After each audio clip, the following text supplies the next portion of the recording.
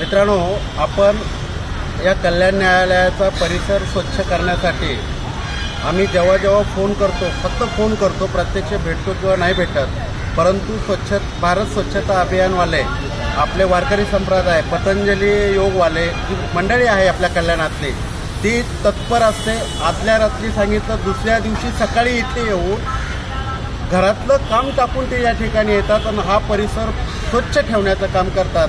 मी आमच्या कल्याण वकील संघटनेच्या वतीने सर्वांचे आभार मानतो आणि असंच सहकार्य पुन्हा पुन्हा मिळत राहो. आणि आपण आपलं घर स्वच्छ केलं तर आपलं गाव स्वच्छ राहील, गाव स्वच्छ केलं की देश स्वच्छ राहील. धन्यवाद.